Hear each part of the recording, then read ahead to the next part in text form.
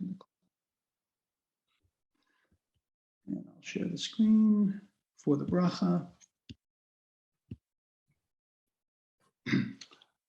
Baruch atah Adonai Eloheinu melech haolam asher kiddushanu b'mitzvotav v'tzivanu la'asok divrei Torah. Amen. Okay, so let me start briefly by talking about where we are in liturgical time. I think when we last gathered, maybe around 3 weeks ago, I mentioned that we were in this 7-week period between Tisha B'Av and Rosh Hashanah called the Sheva de Nechemta, the 7 weeks of comfort. And this period of 7 weeks echoes another period of 7 weeks around in between Pesach and Shavuot. And so it's interesting that the Jewish calendar around both of the solstices has a 7-week period of contemplation. Obviously, the more well-known one, I mean, the 7 weeks of Shavuot is more well-known, but it isn't necessarily always thought of as 7 weeks of contemplation unless you do the Omer count, whereas something that culminates in Rosh Hashanah and Yom Kippur clearly is leading up to this penitential period. So the new moon of the month of Elul was about 10 days ago. So we have about 3 weeks to go to Rosh Hashanah, a little bit less.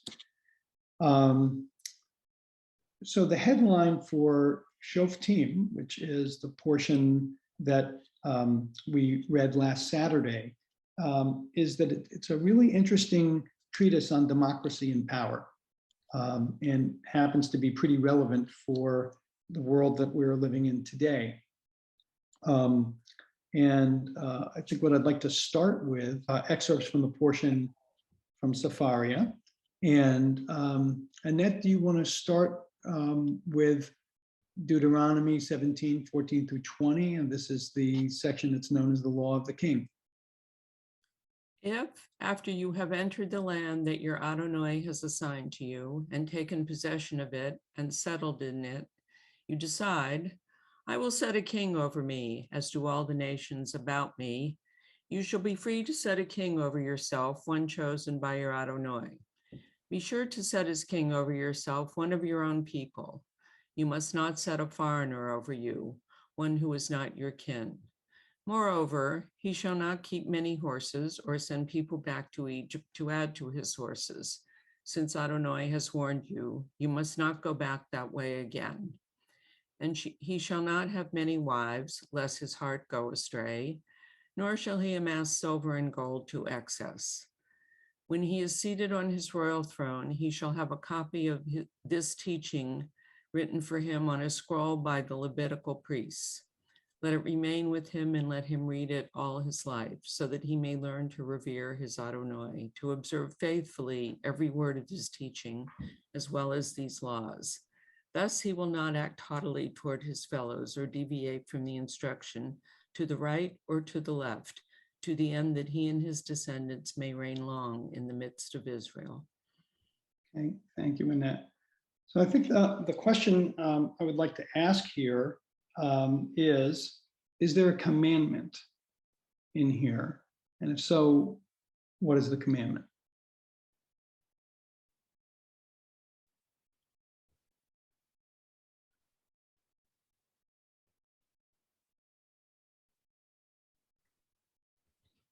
There's a lot of ifs. Yeah, I think that is a very good observation. It's conditional. So what are the ifs that you see, Nancy? I appreciate your saying that. I think it's right. Well, if you decide to set a king over yourself, right? Yeah. Right. So you would say it's not correct to say it's a commandment to appoint a king. No. No, I think that's right. I think that's right. But then what if that if is satisfied? Then what? Then no foreigner no going back to Egypt, not a lot of wives. I somehow have a copy of the teaching. When you Yeah. say you have a copy of the teaching? Oh, that he should have a copy of the teaching? Yeah, Yep. This teaching. this teaching, which is interesting because this was originally an oral law, right? Right, So therefore, but this is saying write it down, right, right? right. Doesn't necessarily imply that it was that there were Torah scrolls at that time, but at the very least, almost like a mezuzah, he should Right. have this teaching. Yeah.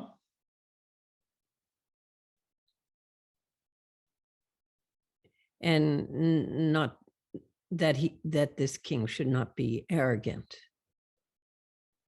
Right. So I want to, yes, go ahead, Annette. Well, he also has to remain of modest means. He can't accumulate wealth. Right. I'm sorry, I missed that one. Yeah. You got a lot, Nancy. So it's interesting that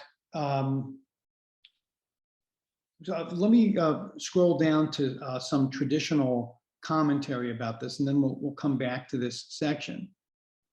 So the Talmud in Sanhedrin quotes Rabbi Yehuda saying 3 mitzvot were commanded to the Jewish people upon their entrance into Eretz Yisrael, which apply only in the land of Israel.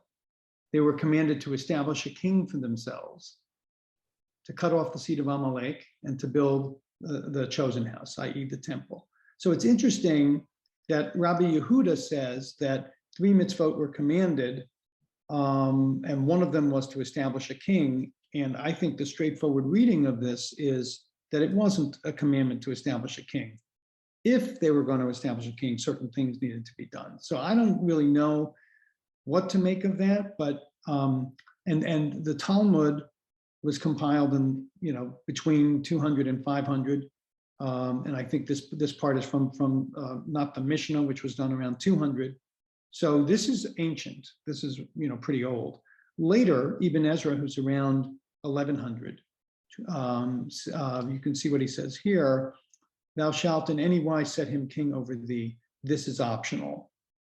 Whom the Lord thy God shall choose via prophet or via the Urim, which were these kind of oracle things. The point of the clause is you shall not choose. Right? So that there's this kind of divine appointment. So then the next one here is very interesting. Which is bizarre. It's a little contradictory. In what way? You mean the first part? Having the king is optional, but God is going to select the king. Go ahead, Annette.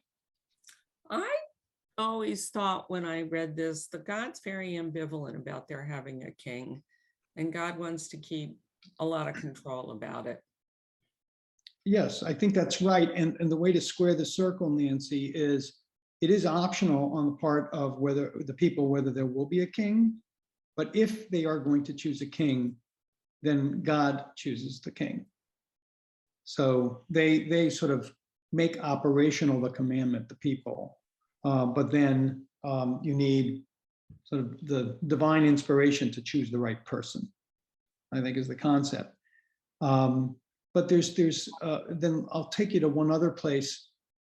This guy, Ha'amek Davar, who I think is 19th century. And the quote, "and you shall say," is from the beginning of that paragraph. If you say we want a king. And he says, according to this usage, it's implied it's not an absolute commandment to appoint a king, but rather optional. And behold, it's known in the words of the sages that it is a commandment to appoint a king. But if so, why is it written, "and you shall say," i.e. in the conditional "if you say"? It appears that because the government of a state depends on whether it's run according to the opinion of a monarchy or according to the opinion of the people and its representatives. And there are states that cannot support the opinion of the monarchy. And there are states that without a king are like a ship without a captain. And so such a thing cannot be done according to the coercion of a positive commandment. For this reason, it's impossible to absolutely command the appointment of a king, so long as it is without the consent of the people to support the yoke of the king. And then only when they do so is it a positive commandment for the Sanhedrin to appoint a king. So that's the way that's laid out. And I'm sorry, Rich, can you go back? Who said this and when? Ha'amek Davar is a Torah commentator from the 19th century. I see. So you go back to, Annette, was it you who were saying there's ambivalence? Or was it Nancy? I said Yeah, it. you said ambivalent. And there's clearly not going to be any separation of, excuse my language, of church and state here. Yes, and that's very interesting. You know, I actually had an opening question that I moved off of. And let me take us back to the opening question.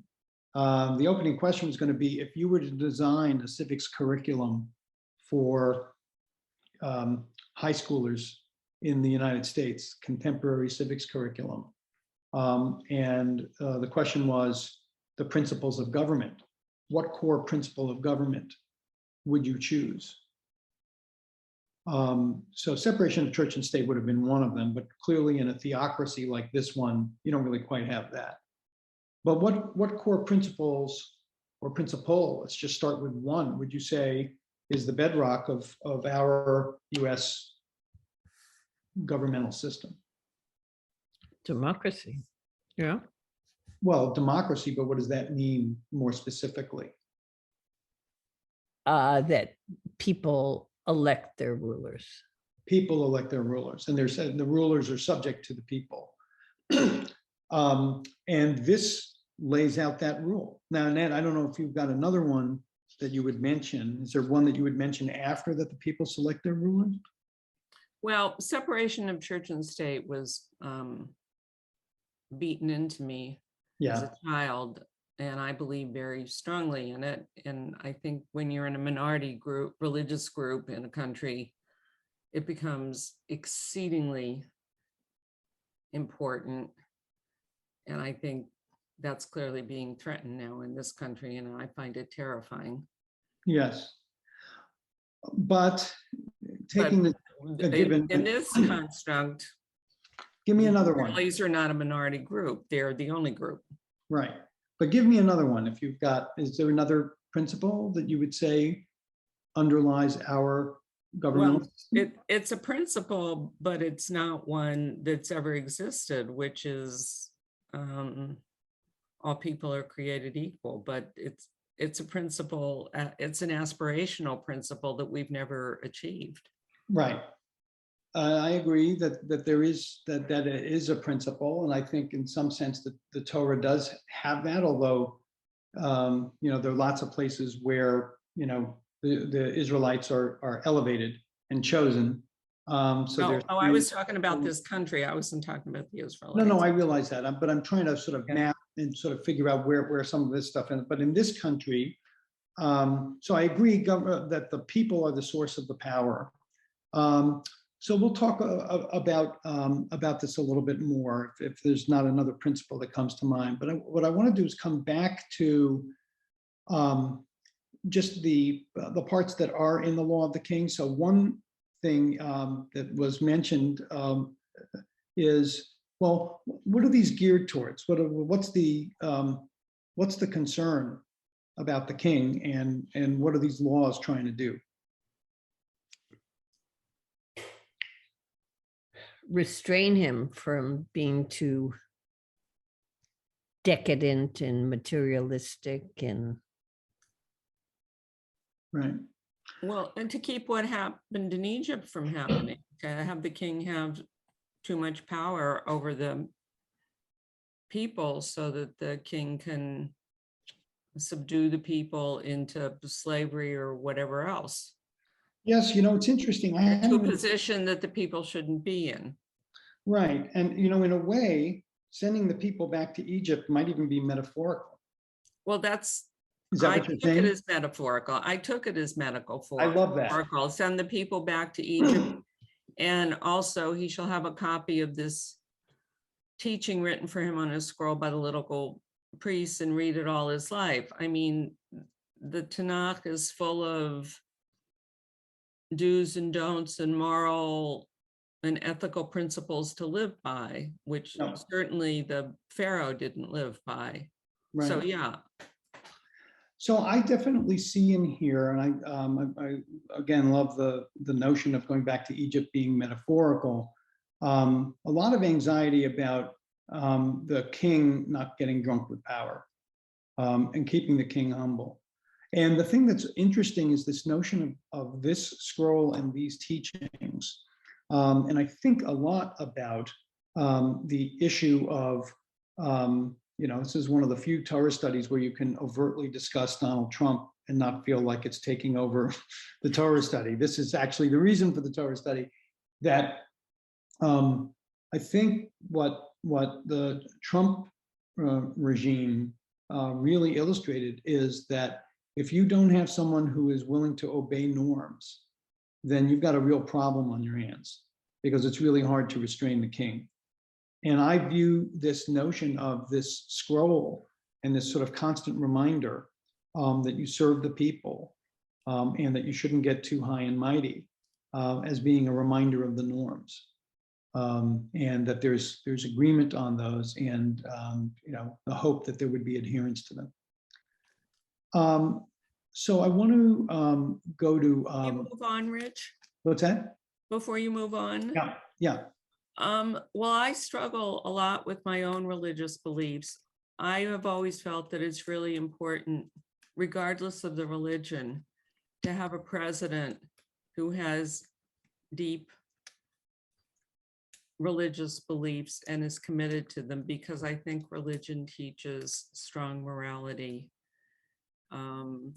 Not someone like Trump, because I don't think Trump has any religious beliefs. Right. But it always is reassuring to me when the president is guided by his or her own religious beliefs. And I think Biden's an example of that. Yes. He's deeply Catholic, and I think his religious beliefs guide him a lot. Yeah. I think that's right. And it does give you some confidence that they believe in He's a got higher a moral authority. compass. Yeah. Yeah. They're subordinate to somebody. Yeah. Yeah. I think that's very, very true. So I want to go back to something here, and my question is going to be, this is from an essay, and the question is, who wrote it and when? I'm just going to read it. It's been redacted only slightly, so this is pretty much the language. It is fitting that we know if a king is a necessary and intrinsically obligatory thing for a nation, or whether it's possible without him. And the philosophers already thought that it was necessary, and that the dominion of a king to a politically organized nation is like the relationship of the heart to the body of a living thing that has a heart, and like the relationship of the first cause to the world more generally. And even though these analysts reasoned that monarchy ensures three things, the first being unity and the absence of division, the second being continuity and the lack of instability, and the third being absolute power. In fact, their thinking about the obligation and necessity of a king is actually false. This being so, since it's not to be denied that there can be many leaders of the people that gather and unite and agree upon one policy, and that the leadership and law be according to them. And this goes against the first claim. And why should their leadership not be for 1 year or 3 years, like the years of an employee or less? And when the turn of other kings and officials arrives, they will rise instead of them and faithfully investigate the sin of the first ones. And that which they condemn must pay all that they have done badly. And this goes against the second claim. And why should their power not be limited as with religions and mores? And this goes against the third claim. And it is more likely that the lapse be with one man than it be that the many would trespass when they take counsel together. As if one strays from the path, the others will protest against him. And since their leadership is temporary and they will have to be accountable after a few days, that fear of flesh and blood is upon them. Jefferson, Hamilton, Washington. Annette, what do you think? I was going to say it was either written during the days of the prophets or it was written during the time period Nancy's talking about. So the answer is that it was written in the 1490s, most likely, by Really? Isaac of Abramelin, a Jewish biblical scholar who, in addition to being a biblical scholar, was the finance minister to Portugal, to Spain. So he started in Portugal. He was this financial wizard who became the treasurer, to the court. The Jews got kicked out of Portugal. He went to Spain. Wasn't quite as influential there, but still was, loaned money to Ferdinand and Isabel, to finance their expeditions. They kicked the Jews out of Spain in 1492. He went to Tuscany, and he spent some time with Italian rulers there. So this is a guy who watched despots up close and basically saw autocracy. So he knew how it worked. And he did not believe these arguments for monarchy. And that there's also a notion here, the other principle of American government is separation of powers. And he liked the diffusion of power because he figured it was less likely that there would be all of these different branches of government would conspire to do the wrong thing.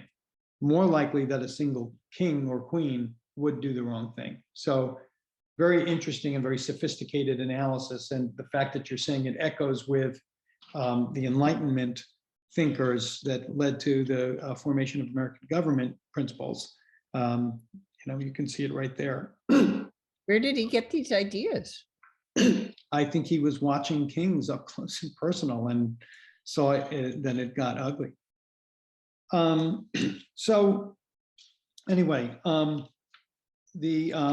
let me take us to another place, which I think you'll find interesting. So one of the commentators is Ramban, who says that there's something prophetic about this law of the king. And he points to the book of Samuel and to the appointment of Saul, first king. And so we're going to read this here. And Nancy, do you want to, we got 20 sentences here. It goes on for a little while, but it's the story of the first king, Samuel. When Samuel grew old, he appointed his sons judges over Israel. The name of his first son was Joel, and his second son's name was Abijah. They sat as judges in Beersheba. But his sons did not follow in his ways. They were bent on gain, they accepted bribes, and they subverted justice. All the elders of Israel assembled and came to Samuel at Ramah. And they said to him, "You have grown old, and your sons have not followed your ways. Therefore, appoint a king for us to govern us like all other nations." Samuel was displeased that they said, "Give us a king to govern us." Samuel prayed to the Lord, and the Lord replied to Samuel, "Heed the demand of the people in everything they say to you. For it is not you that they have rejected. It is me they have rejected as their king. Like everything else they have done ever since I brought them out of Egypt to this day, forsaking me and worshiping other gods, so they are doing to you.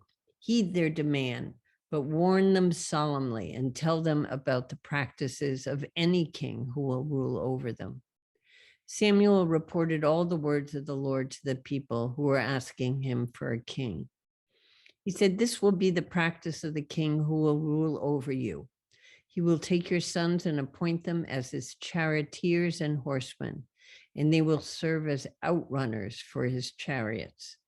He will appoint them as chiefs of thousands and of 50s, or they will have to plow his fields, reap his harvest, and make his weapons and equipment for his chariots.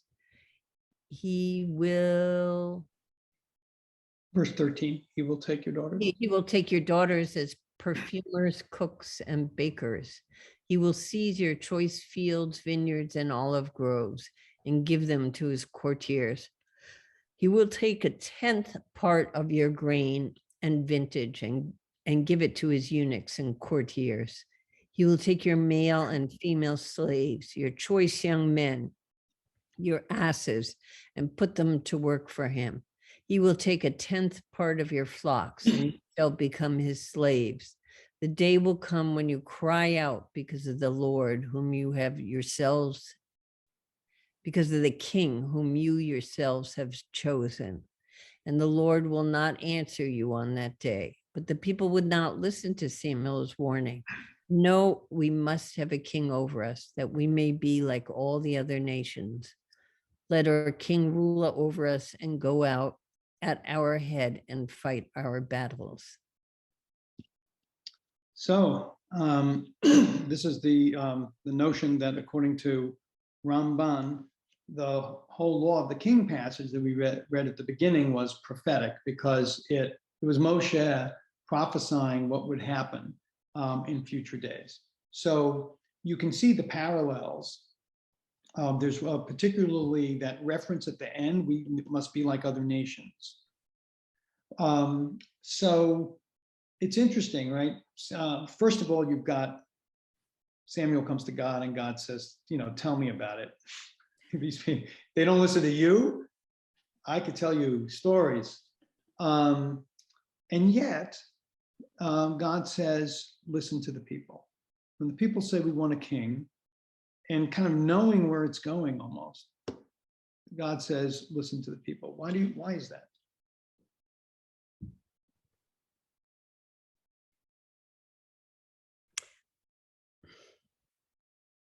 One thing that's interesting, this is a little off topic, is that Samuel didn't really admit that his sons were so corrupt. Right? Yeah, I mean, maybe he couldn't see it. That's not unusual, right? No. So it's curious. Why does God say to Samuel, listen to the people? Because God knows that the people are too large a force to go against. I mean, God's tried that in the past. He wiped out the people. Did it wipe out the orneriness of the people? Did it wipe out evil in the world? Did it make people step in line with what God told them to do? So when you say he wiped out the people, what are you referencing? Noah's Ark. Perfect. I love that connection. I think that's exactly the right connection. And God's been struggling with the people ever since. We're ornery, and that free will God made thing. us in God's image, and we have all the failings of God. Yeah. And it's interesting. More. It's the flip side of the will of the people. It's you know what? We're going to follow the will of the people. It would be futile to do otherwise. And I just think that that's such a statement of human condition. The other thing that I find really interesting about this passage is that both the law of the king and this passage make a big deal about let's be like other nations.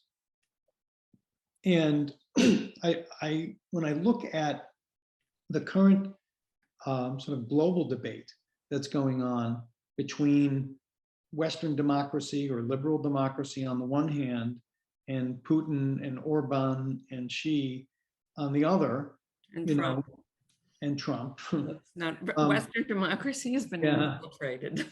But the issue is that there are forces in the United States that want the imperial presidency, and that are definitely attuned to that argument that says democracy is too slow moving to compete in the world. So I feel like it's very resonant of the current global argument.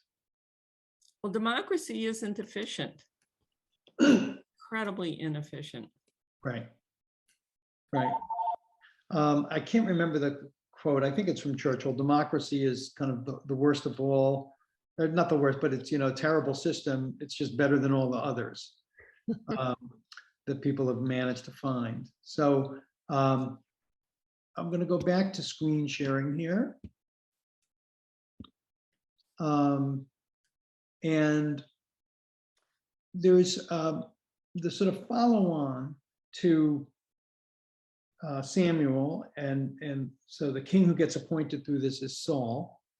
Saul becomes corrupt and is abandoned by God. Saul is appointed by God through a kind of a prophet, right? Samuel finds Saul and anoints him.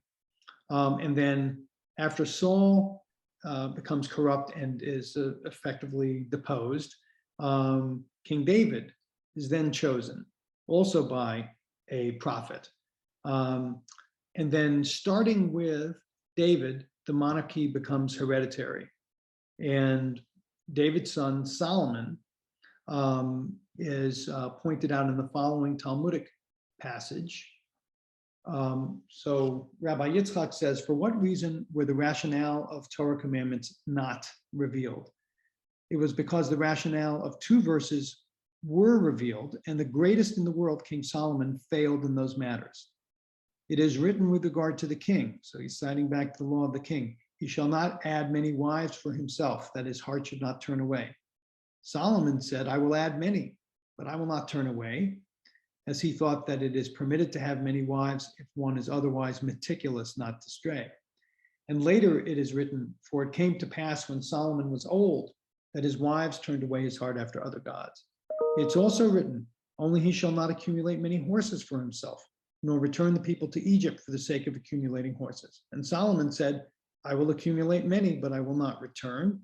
And it is written, and a chariot came up and he went to Egypt for 600 shekels of silver, teaching that not only did Solomon violate the Torah, but he also failed in applying the rationale given for its commandments. This demonstrates the wisdom in the Torah's usual silences to rationale for its mitzvot, etc., as individuals will not mistakenly rely on their own wisdom to reason that the mitzvot are inapplicable in some circumstances. So Solomon, coming from great lineage, great wisdom, wrote the book of Proverbs, wrote Ecclesiastes according to the tradition, but still fell prey to falling in love with himself. So just very, very interesting to watch the resonance of this issue of arrogance and sort of drunken power. And Solomon was the son of David, is that right? Solomon was David's son. All right, so I want to go to one other thing, and then this is the separation of powers. And what's really interesting is that Shoftim shows the division of power between the king, the priests, the Levites, and the prophets. They all are different centers of power. And while it may not be separation of church and state, it is separation and diffusion of power. So in 17, right before the law of the king, Annette, you want to read this section?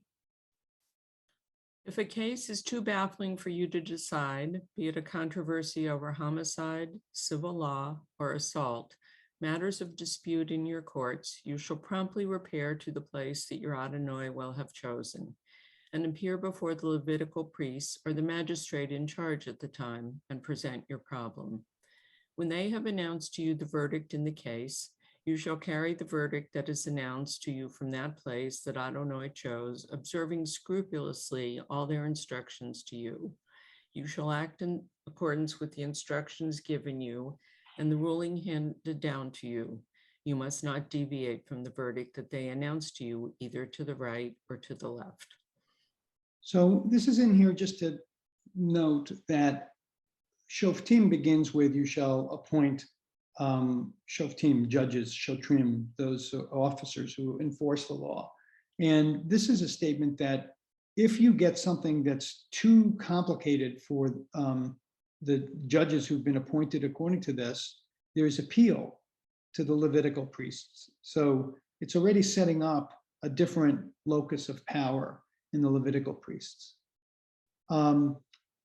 Then here's another passage with regard to the Levites and the Levitical priests. Nancy, you want to read this one?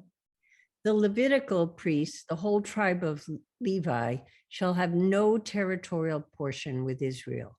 They shall live only off of Adonai's offerings by fire as their portion, and shall have no portion among their brother tribes. Adonai is their portion as promised. This then shall be the priest's due from the people. Everyone who offers a sacrifice, whether an ox or a sheep, must give the shoulder, the cheeks, and the stomach to the priest. You shall also give him the first fruits of your new grain and wine and oil, and the first shearing of your sheep. For your God, Adonai, has chosen him and his descendants out of all your tribes to be in attendance for service in the name of Adonai for all time. So here's this other group, the Levitical priests, and they were ones who there was appeal to these folks. If the judges couldn't decide something, these were the ones who also ministered to the lepers, right, and made the decision if there was tzara'at, and they came in to help diagnose and treat that. And what else strikes you about this passage? Anything else strikes you? What's the point of they have no portion amongst the brother tribes, but they do have the proceeds of the sacrifices and first fruits. What do you make of that?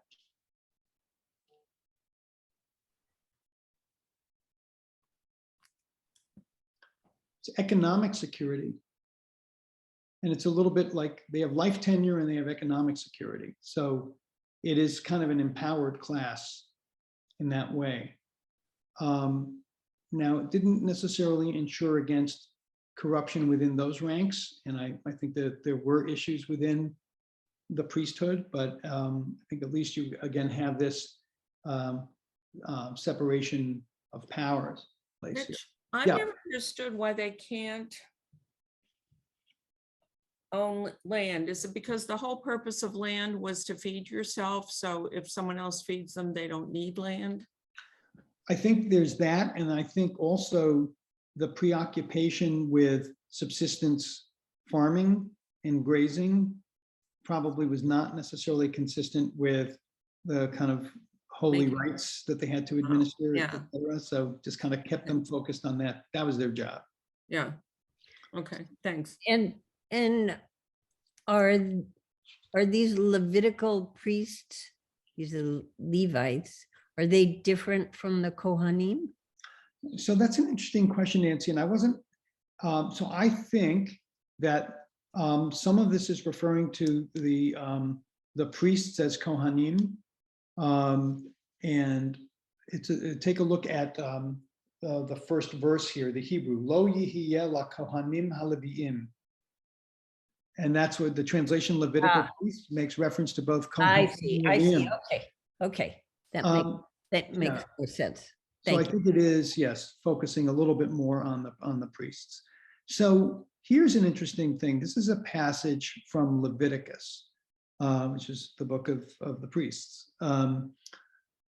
Moses said to Aaron, "Come forward to the altar, sacrifice your sin offering and your burnt offering, making expiation for yourself and for the people, and sacrifice the people's offering and make expiation for them, as Adonai has commanded." And Aaron came forward to the altar and slaughtered his calf of sin offering. Rashi comes in and says, so Aaron, he said to Aaron, "Go to the altar." For Aaron was diffident and feared to go there. Moses therefore said to him, "Wherefore art thou diffident? For this purpose hast thou been selected. So move forward and do it." So a Hasidic rabbi, the Noam Elimelech, says, this is what Moses told Aaron. "Why are you ashamed? The fact that you are ashamed and afraid makes you the perfect spiritual leader, one who is worthy to approach the altar. This is why you were chosen. This is the way a righteous person should act in God's service. Once Aaron heard from Moses that shame and inner submissiveness constitute the greatest spiritual level. He practiced this. And so it's very interesting to contrast this with the king. And I'm wondering,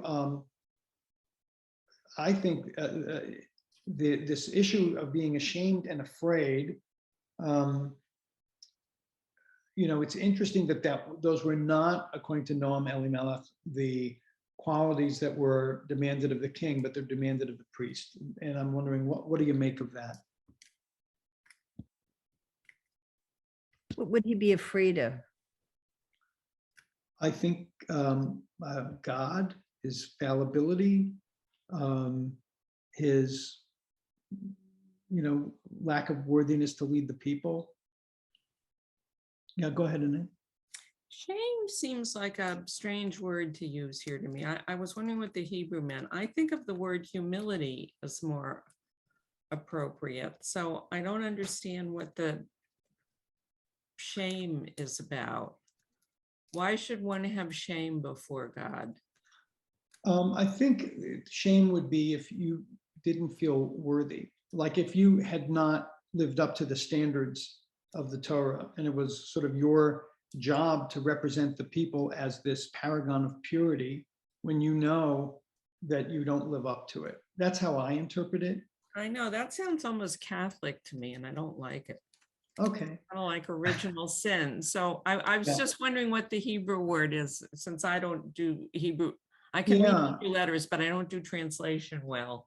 So I understand humility and I understand not feeling worthy, but shame implies, I don't know, it's not a word I like. So I think the problem I have here is I don't have the Hebrew from the Noam Elimelech. But the Noam Elimelech quote in Hebrew uses the Hebrew word for shame, bosh. Yeah. I mean, it's like,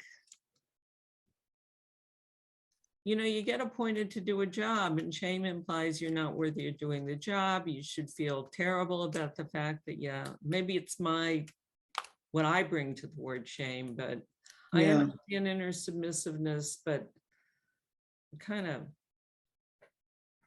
anyway, we don't have to dwell on that. This is my hang up.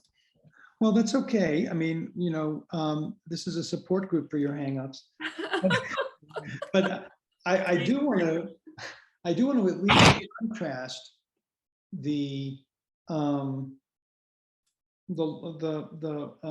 qualities that one might look for in the priestly class with the qualities that one might look for in the king. And the king, whose role in this is to lead the people into battle. I think you need a more assertive and potentially megalomaniacal personality. You need someone with a lot of arrogance to do that. Right. It's just interesting that those are not the qualities that are being demanded by the priest, and that sort of humility. And I think humility would be the better word rather than shame. I agree with you. This is taking us back to a few months ago, Brene Brown with Atlas of the Heart, and the difference between humility and shame. And this, these fine gradations are fair. I agree with you. So maybe shame meant something different. How long ago was that written? Noam Elimelech, probably 300 years ago. Yeah, so maybe it meant something different then. Yeah, well, he definitely used bosh, shame. So let's get back to one other source, and that is this section, also from Shoftim. Annette, as you did read, Annette, maybe, I don't know, Nancy, are we up to you? I've lost track. Nancy, why'd you read? Okay. Those nations that are about to dispossess do not indeed resort to soothsayers and ogres. To you, however, your Adonai has not assigned the like. From among your own people, your God, Adonai, will raise up for you a prophet like myself, that is whom you shall heed. This is just what you asked of your God Adonai at Horeb on the day of the assembly, saying, Let me not hear the voice of my God any longer or see this wondrous fire anymore, lest I die. And Where that's a reference there to the giving of the Torah on Mount Sinai, right? When the Israelites said, please make it stop. We're afraid we're going to die. So go ahead, Annette, take up on verse 17. Whereupon Adonai said to me, they have done well in speaking thus. I will raise up for them from among their own people a prophet like yourself, in whose mouth I will put my words, and who will speak to them all that I command. And anybody who fails to heed the words the prophet speaks in my name, I myself will call to account. But any prophet who presumes to speak my name, an oracle that I did not command to be uttered, or who speaks in the name of other gods, that prophet shall die. Now, these next two verses are just, I love these. Go ahead. And should you ask yourselves, how can we know that the oracle was not spoken by Adonai? If the prophet speaks in the name of Adonai and the oracle does not come true, that oracle was not spoken by Adonai. The prophet has uttered it presumptuously. Do not stand in dread of that person. All right. So this is another locus of power, the prophet, and the very helpful advice to how to know whether the prophet is real. Does the prophet's prophecy come true? And there's actually some midrash about how in some situations you might have to wait 20 years to find out if that's so. This is like the thing with the woman in what? Like if she committed adultery, what? If she drinks the water or eats the pebbles or whatever that thing is. She floats to the surface, she's guilty. Yes, right. Right. The hocus pocus. The witches in Salem. Yeah. But I think that, leaving aside some of the kind of the technical aspects, and I know they're not mere technicalities, but that there is that separation, and that there is this notion that even kind of the supreme power, the king, is subordinate either to the book by his side or to the prophet that's sent by God as kind of the check. To me, it's not so much the effectiveness of those checks as it is that humankind has been struggling with this problem forever. It's just endemic. And yet, if the people want a king, they're going to get a king. So it's sort of poignant to me that we're still struggling with that in this day and age, and sobering more than poignant maybe, as to the likelihood that we'll be able to get out of the problem. And in a way, and that comes back to the thing that you were mentioning, having the comfort of maybe knowing that someone has a moral compass, and that when they're kind of alone and have to make that decision, they have something that's going to guide their decision making other than their grandiosity. So there it is, all laid out in the Bible. That's really phenomenal and discouraging. Yeah, at the same time, isn't it? But all that foresight is quite. Yeah, well, that's a pretty good wisdom book. Well, it's part of why I love reading the Torah, but man, I don't know what it says about human beings. I don't know if there's hope for us. Yeah. Well, I don't know. You know what? I think the hope is that the overreach contains the seeds of, deposing the king. And I think we're seeing that, God willing, too. We'll see. It's kind of the only, and that arc in American history has, happened over and over and over again. But our history's so short. What are they going to do in Russia? Oh, yeah. Well, I don't know. I can't answer that one. I can't even answer this one. It was a rhetorical question. I know, rhetorical question. You don't have to answer. Yeah, I hear you. Thank Did you. everybody vote today? I voted early, and I'm never voting early again. I thought voting early was such a great deal, but no longer. What happened? Well, two things happened. out, I didn't vote for him, but Quentin Palfrey drops out 5 minutes before the election. And then the Arroyo scandal. It's like everything can change in the last week before the election. Okay, you were saying voting early, like prior to election day. Yeah. When did Paul Free drop out? I missed that. I didn't vote for him, but a friend of mine did. He dropped out the beginning of last week Oh, wow. Why?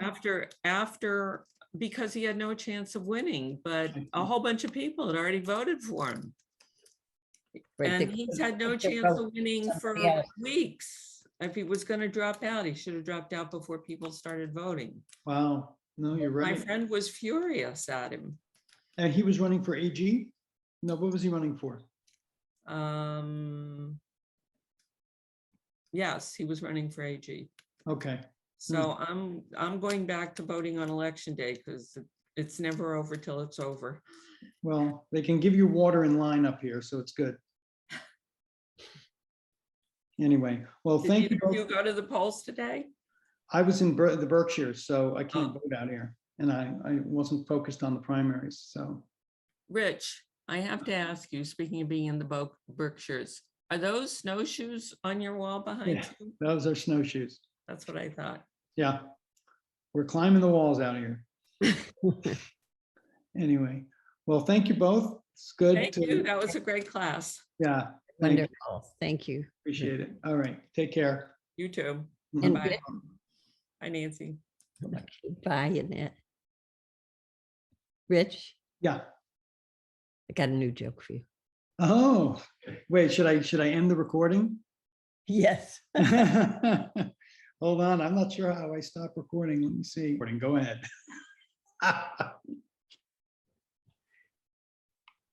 Ask me why I'm such a good joke teller.